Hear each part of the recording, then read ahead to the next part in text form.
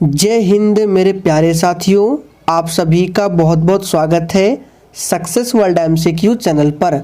तो दोस्तों, आज की इस वीडियो में बिहार मध्य निषेध सिपाही की परीक्षा के लिए प्रैक्टिस सेट नंबर 10 को कवर करेंगे। तो जल्दी जल्दी से आप सभी लाइव में जुड़ जाइए। सभी को गुड इवनिंग, गुड इवनिंग। तो चलिए, सेशन स्टार्ट करने से पहले आप सभी फटाफट से सेशन को एक बार शेयर कर दें। तो चलिए शुरुआत करते हैं आज के प्रश्नों से। पहला प्रश्न है, कौन सा निश्चयवाचक सर्वनाम का उदाहरण है? बहुत ही महत्वपूर्ण प्रश्न है। सर्वनाम से रिलेटेड आपके एग्जाम में प्रश्न पूछे जाते हैं। चलिए आप सभी फटाफट से आंसर बताएंगे, कौन सा निश्चयवाचक सर्वनाम का उदाहरण है। और देखिए, प्रत्येक स्टूडेंट को आंसर करना है।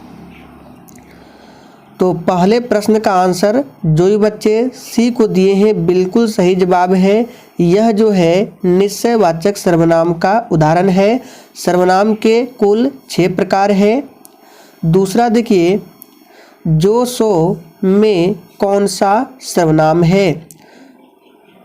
फटाफट से आंसर करेंगे, यानी कि जो करेगा सो भरेगा, इस तरह के जो सेंटेंस है इसमें कौन सा सर्वनाम होता है, आंसर बताएंगे।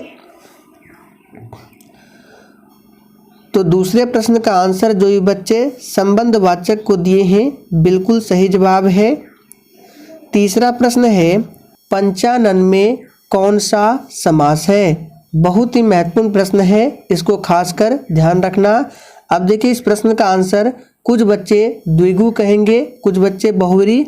तो सबसे पहले आप लोग पंचानन का विग्रह कीजिए। तो देखिए, पंचानन का विग्रह होता है 5 आनन वाले, अर्थात हनुमान जी। यानी कि ये जो शब्द है, इस शब्द से कोई विशेष अर्थ निकल रहा है। इसका मतलब ये जो समास है बहुव्रीहि समास है।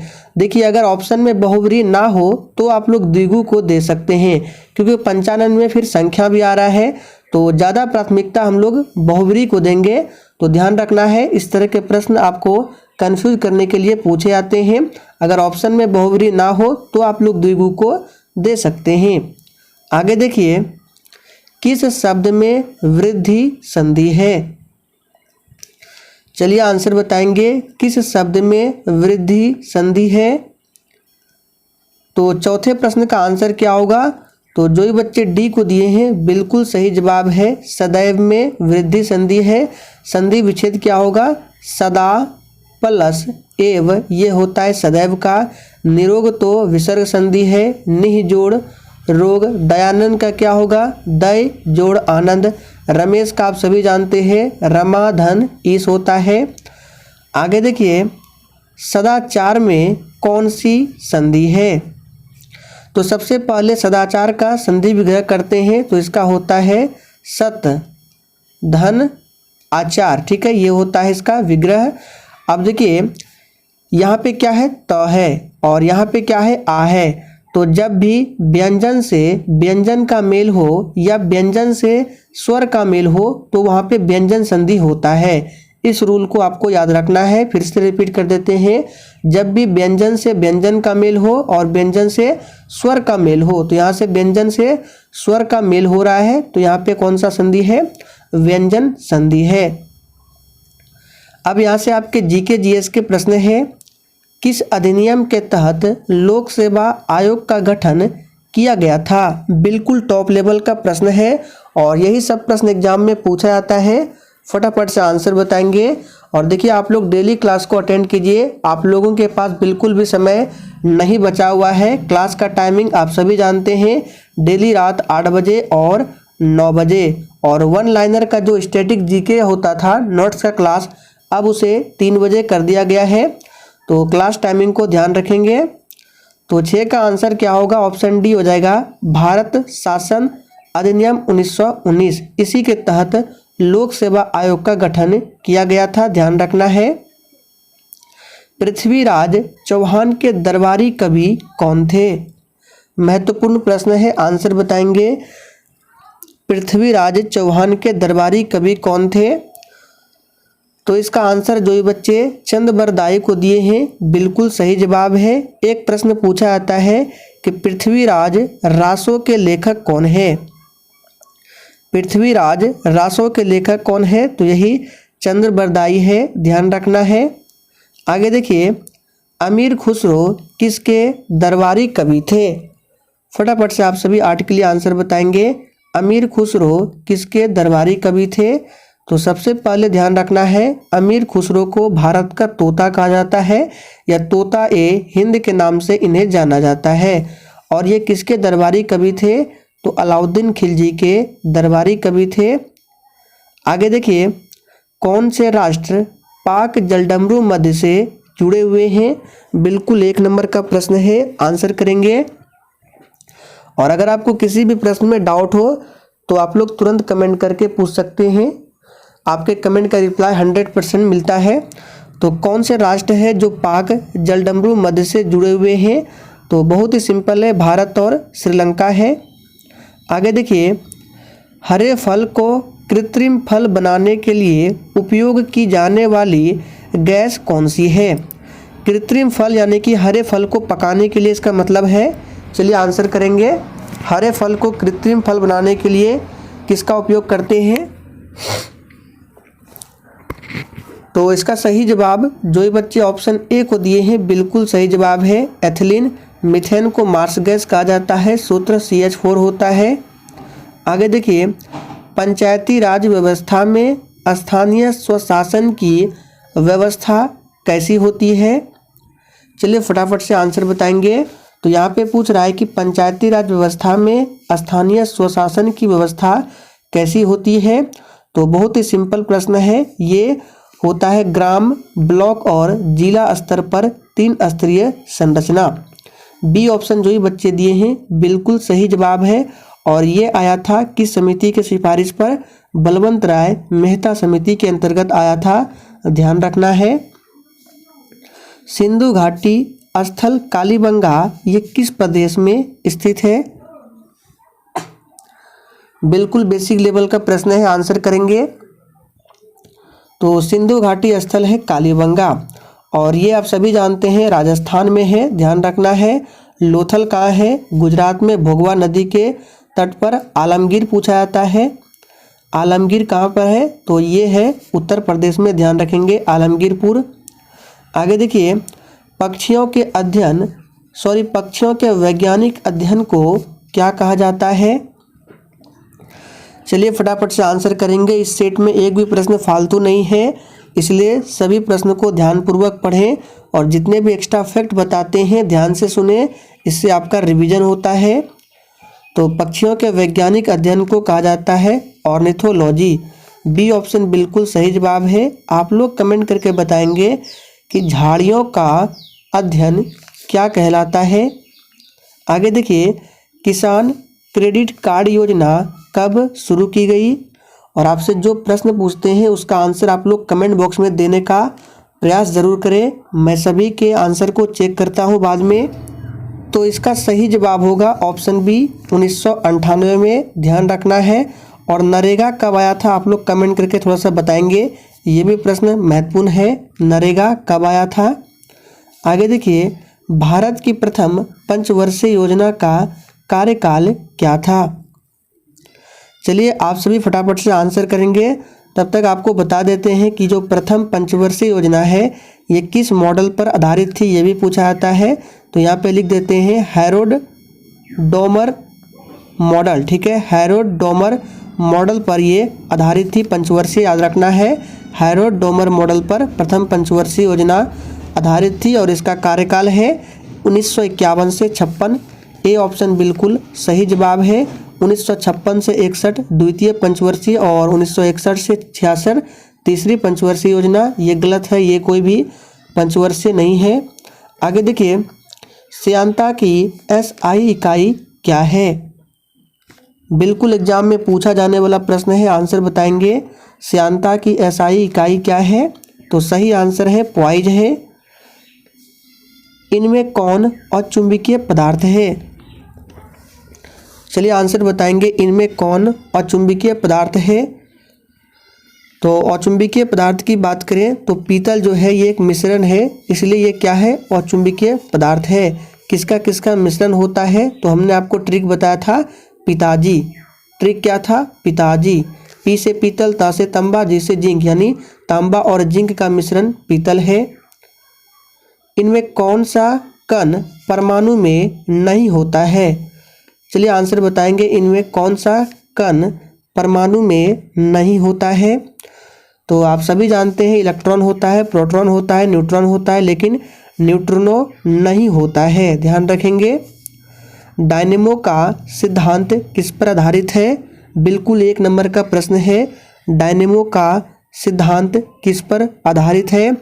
देखिए डायनेमो क्या करता है, किस ऊर्जा को किस ऊर्जा में बदलता है, ये भी पूछा जाता है और विद्युत मोटर का भी पूछा जाता है। तो देखिए डायनेमो क्या करता है, यांत्रिक ऊर्जा को विद्युत ऊर्जा में रूपांतरित करता है, जबकि मोटर क्या करता है, जस्ट उल्टा। मोटर विद्युत ऊर्जा को यांत्रिक ऊर्जा में, ध्यान रखेंगे। ये तो सभी को पता है, लेकिन डायनेमो का सिद्धांत जो आधारित है ये है आपका फैराडे के नियम पर। तो ये प्रश्न आपके एग्जाम में छप सकता है, इसको ध्यान रखेंगे आप लोग। आगे देखिए आइंस्टीन समीकरण E बराबर mc² में C क्या दर्शाता है? चलिए आंसर करेंगे सोच समझकर। तो आइंस्टीन समीकरण याद रखिएगा, E बराबर mc² और इसमें C जो है प्रकाश के वेग को दर्शाता है, ध्यान रखना है। निर्वात में प्रकाश की चाल 3 गुना 10⁸ मीटर प्रति सेकंड, ध्यान रखें। किसी वस्तु का अधिकतम भार होता है, और ये भी प्रश्न पूछा जाता है कि प्रकाश तरंग किस प्रकार का तरंग है और ध्वनि तरंग। तो प्रकाश तरंग जो है अनुप्रस्थ तरंग है, ठीक है। कैसा है? अनुप्रस्थ तरंग है, और ध्वनि तरंग अनुदैर्घ्य है। दोनों को ध्यान रखें। तो किसी वस्तु का अधिकतम भार कहाँ पर होगा? निर्वात में। बहुत ही सिंपल है, डी ऑप्शन इसका सही आंसर है, ध्यान रखें। लार किसके पाचन में सहायक होता है? और लार में कौन सा एंजाइम पाया जाता है? आप लोग आंसर करेंगे, लार में कौन सा एंजाइम पाया जाता है? चलिए फटाफट से लाइव चैट में टाइपिंग करेंगे, लार किसके पाचन में सहायक होता है और लार में कौन सा एंजाइम पाया जाता है? तो बिल्कुल सही जवाब दिए हैं, लार में टाइलिन, ठीक है। टाइलिन नाम का एंजाइम पाया जाता है और ये स्टार्च के पाचन में सहायक होता है। प्रोटीन सबसे अधिक सोयाबीन में मिलता है और इसकी कमी से क्वाशियोरकर बीमारी होती है। दूध में कौन सा विटामिन नहीं पाया जाता है? चलिए आप सभी फटाफट से आंसर बताएंगे। और दूध की शुद्धता किससे मापी जाती है? तो लैक्टोमीटर से दूध की शुद्धता मापी जाती है, ध्यान रखेंगे। और दूध खट्टा किसके कारण होता है? तो जीवाणु के कारण होता है। कौन सा जीवाणु है? तो लैक्टोबैसिलस, यहाँ पे लिख देते हैं लैक्टोबैसिलस जीवाणु यानी बैक्टीरिया के कारण क्या होता है? दूध खट्टा होता है। और इसमें विटामिन सी नहीं पाया जाता है, क्योंकि विटामिन सी तो खट्टे पदार्थों में पाया जाता है। और विटामिन ए का रासायनिक नाम रेटिनॉल, बी का क्या होता है? थायमिन, सी का एस्कॉर्बिक एसिड और विटामिन डी का होता है कैल्सीफेरॉल, ध्यान रखेंगे। 1 मेगावाट बराबर होता है, चलिए फटाफट से आंसर बताएंगे। 1 मेगावाट बराबर कितना वाट होता है? तो ध्यान रखिएगा 10⁻6 वाट होता है। तो ऑप्शन ए सही जवाब है। यहाँ पे थोड़ा सा टाइपिंग मिस्टेक है। 1 किलोवाट बराबर कितना होता है? चलिए आंसर बताएंगे। तो याद कर लीजिए 1 किलोवाट बराबर होता है 3.6 गुना 10⁻6 जूल, जो कि ऑप्शन ए में दिया गया है, ध्यान रखेंगे। देखिए सभी ऑप्शन में तो वही है, तो याद रखिएगा 3.6 गुना 10⁻6 जूल होता है 1 किलोवाट में। सभी ऑप्शन सही है। चलिए आगे बढ़ते हैं। नीलगिरी पहाड़ियाँ किस राज्य में स्थित है? आंसर बताएंगे, नीलगिरी पहाड़ियाँ किस राज्य में स्थित है? तो 26 का आंसर जो भी बच्चे तमिलनाडु को दिए हैं बिल्कुल सही जवाब है, डी ऑप्शन सही आंसर है। और नीलगिरी पहाड़ी की सबसे ऊंची चोटी का नाम भी पूछा जाता है, जो कि दोदा बेटा है, ध्यान रखना है। और अरावली श्रेणी की भी सबसे ऊंची चोटी का नाम पूछा जाता है, तो गुरु शिखर है। आगे देखिए, बंद अर्थव्यवस्था का क्या अर्थ है? चलिए आंसर बताएंगे। तो देखिए सबसे पहले समझ लीजिए बंद अर्थव्यवस्था का मतलब क्या होता है। तो देखिए उस अर्थव्यवस्था को बंद अर्थव्यवस्था या परिबद्ध अर्थव्यवस्था कहेंगे जिसमें बाहरी अर्थव्यवस्थाओं के साथ कोई संपर्क या गतिविधि नहीं होता है और एक बंद अर्थव्यवस्था आत्मनिर्भर होती है। तो इस पॉइंट को आप लोग याद रखना है कि एक बंद अर्थव्यवस्था जो है क्या होती है, आत्मनिर्भर होती है। तो इसका सही जवाब है ऑप्शन डी, ऐसा देश जिसमें कोई आयात एवं निर्यात ना हो। आगे देखिए गांधार कला किसके अधीन फली फूली। चलिए 28 के लिए आंसर बताएंगे। तो गांधार कला जो है किसके अधीन, तो कुषाण काल। ए ऑप्शन इस प्रश्न का बिल्कुल सही आंसर है। जहाँ कोई कानून नहीं होता वहाँ कोई स्वतंत्रता नहीं होती, यह किसने कहा था। बहुत ही शानदार स्टेटमेंट है, आंसर बताएंगे। जहाँ कोई कानून नहीं होता वहाँ कोई स्वतंत्रता नहीं होती, ये कहा है जॉन लॉक ने। डी ऑप्शन इस प्रश्न का बिल्कुल सही जवाब है। भारतीय संविधान का कौन सा भाग राज्य के नीति निर्देशक सिद्धांतों से संबंधित है। चलिए देखिए राज्य के नीति निर्देशक सिद्धांतों को आयरलैंड देश के संविधान से लिया गया है। किस आर्टिकल में रखा गया है, तो 36 से 51 तक में इसके बारे में बताया गया है। और यहाँ पे भाग पूछ रहा है तो भाग 4 में है। भारत के संविधान का 44वां संशोधन मौलिक अधिकारों की श्रेणी में से निम्न किस अधिकार को हटाता है। सबसे पहले ध्यान रखिएगा 44वां संविधान संशोधन 1978 में होता है और इसके तहत संपत्ति के अधिकार को मौलिक अधिकारों की श्रेणी से हटा दिया गया है। तो सी ऑप्शन इस प्रश्न का बिल्कुल सही आंसर है। अब संपत्ति के अधिकार को कानूनी अधिकार बना दिया गया है।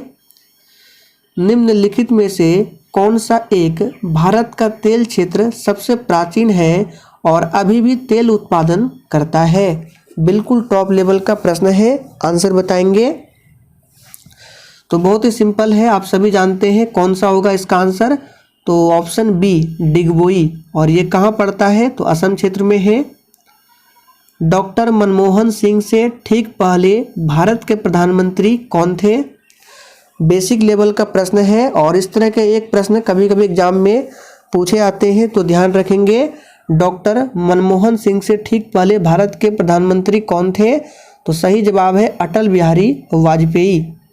आगे देखिए उच्चतम न्यायालय किस अधिनियम के अंतर्गत गठित किया गया। इस प्रश्न पर आप लोग स्टार लगा लें, वेरी इंपॉर्टेंट प्रश्न है, पूछा जा सकता है एग्जाम में।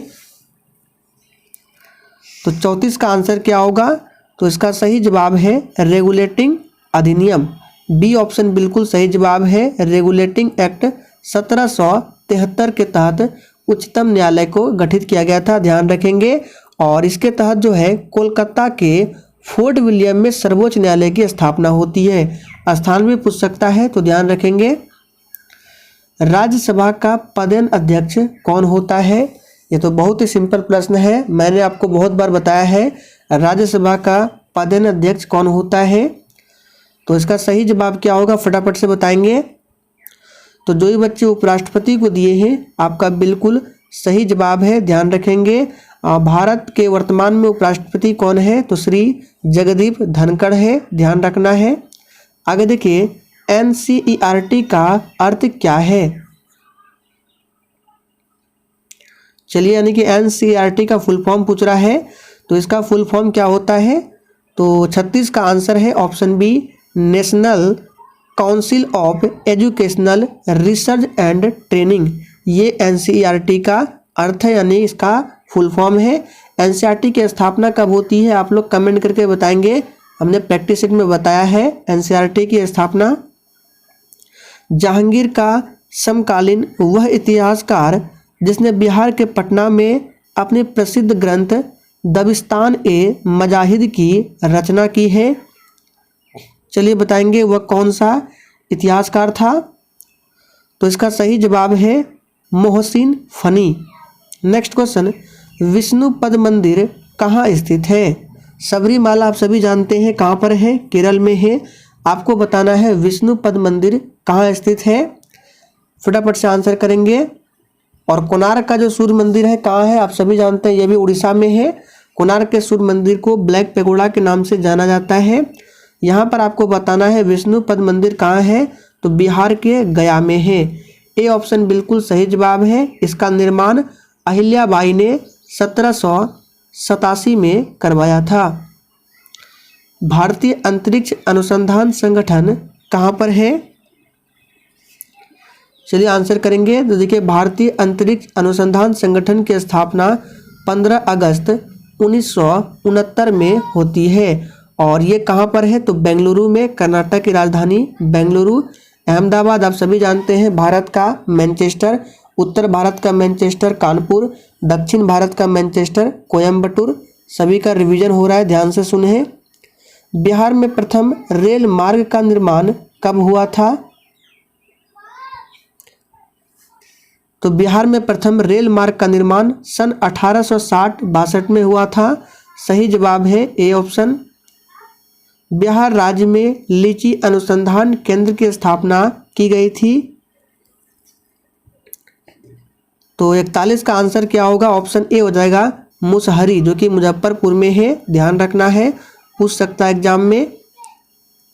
लेड नाइट्रेट को गर्म करने पर कौन सी गैस नहीं निकलती है, चलिए फटाफट से आंसर करेंगे। 42 का लेड नाइट्रेट का सूत्र क्या होता है, तो PbNO3 ये लेड नाइट्रेट का सूत्र है और इसको गर्म करने पर कौन सा गैस नहीं निकलता है, तो सही जवाब है N2 नहीं निकलता है, ध्यान रखेंगे। सोडियम हाइड्रोक्साइड से जस्ता की प्रतिक्रिया से कौन सी गैस निकलती है, सोडियम हाइड्रोक्साइड यानी कि NaOH, इसको Zn से प्रतिक्रिया करवाना है तो कौन सी गैस निकलती है आपको बताना है। तो यहाँ पर हाइड्रोजन गैस होगा, सही आंसर क्या होगा, हाइड्रोजन गैस। तो ए ऑप्शन बिल्कुल सही जवाब है, ध्यान रखना है। आगे देखिए, और जो ये NaOH है, सोडियम हाइड्रोक्साइड कास्टिक सोडा, इसी को कहा जाता है कास्टिक सोडा। निम्नलिखित में से कौन सा पदार्थ पानी में विलेय नहीं है, चलिए 44 के लिए आंसर बताएंगे। तो कौन सा पदार्थ पानी में विलेय नहीं है, तो इसका सही जवाब है ऑप्शन ए, क्या हो जाएगा, बेंजीन। ए ऑप्शन बिल्कुल सही आंसर है। आगे देखिए, यदि एक घोल का pH मान 1 है तो घोल कैसा होगा, तो इसके बारे में भी हमने आपको बताया था। देखिए pH स्केल में 1 से लेकर 14 तक मान होता है, ठीक है, बीच में 7 होता है। 7 जिस भी विलयन का pH मान होता है वो उदासीन होता है। 7 से कम हो रहा है तो अम्लीयता बढ़ती जाती है, यानी 7 से कम है तो वो अम्लीय होगा और 7 से अधिक है तो वो क्षारीय होगा। अब जैसे जैसे अधिक बढ़ेगा 7 से, उसका क्षारीयता उतना अधिक होगा, 7 से जितना कम होगा अम्लीयता उतना अधिक होगा। तो यहाँ पे बोल रहा है pH मान कितना हो, 1 हो, यानी कि तो 1 जो होगा तो ये क्या होगा, अम्लीय होगा या तीव्र अम्लीय होगा, आप लोग सोच के देखिए। तो बिल्कुल सही जवाब दिए हैं, ये अम्लीय नहीं तीव्र अम्लीय होगा, क्योंकि 7 से बहुत कम है और ज़्यादा हो यानी कि 14 हो जाए तो ये तीव्र क्षारीय होता है। तो ध्यान रखेंगे इस तरह से। आगे देखिए, जिन पदार्थों में अनंत विद्युत प्रतिरोध होता है उन्हें क्या कहते हैं, चलिए वेरी इंपॉर्टेंट प्रश्न है, ध्यान रखेंगे। जिन पदार्थों में अनंत विद्युत प्रतिरोध होता है उन्हें क्या कहा जाता है, तो विद्युत रोधी कहा जाता है। जीवाणु कोशिका में सूत्रकणिका की संख्या क्या है, तो इसको आप लोग डायरेक्ट याद रखिए, जीवाणु कोशिका में सूत्रकणिका की संख्या 0 होती है। निम्नलिखित में से कौन सा ईंधन न्यूनतम पर्यावरण प्रदूषण उत्पन्न करता है, ये प्रश्न आपसे एग्जाम में पूछ सकता है, ध्यान रखेंगे, वेरी इंपॉर्टेंट है, फिर से बोल रहे हैं, इसको खासकर ध्यान रखना है। तो ये है हाइड्रोजन। हाइड्रोजन को भविष्य का ईंधन भी माना जाता है। चलिए आगे बढ़ते हैं। किसी तत्व के रासायनिक गुण निम्नलिखित में से कौन तय करता है, ये भी प्रश्न छपने वाला प्रश्न है, जो प्रश्न इंपॉर्टेंट बताते हैं, ध्यान रखें। तो रासायनिक गुण कौन तय करता है किसी भी तत्व का? तो सही आंसर है इलेक्ट्रॉन की संख्या। लास्ट प्रश्न है, माइटोकॉन्ड्रिया अनुपस्थित होते हैं। देखिए आज के सेशन में मैथ्स के प्रश्न नहीं रखे गए थे। तो देखिए माइटोकॉन्ड्रिया जो है हरित शैवालों में अनुपस्थित होता है। तो सही जवाब है ए ऑप्शन। बाकी लाल शैवाल हो गया, भूरे शैवाल हो गया, विषाणु हो गया, इन सभी में उपस्थित रहता है। तो दोस्तों आज के लिए इतना ही। सेशन पसंद आया हो तो आप सभी दबा के सेशन को लाइक करें और सेशन को शेयर करना ना भूलें।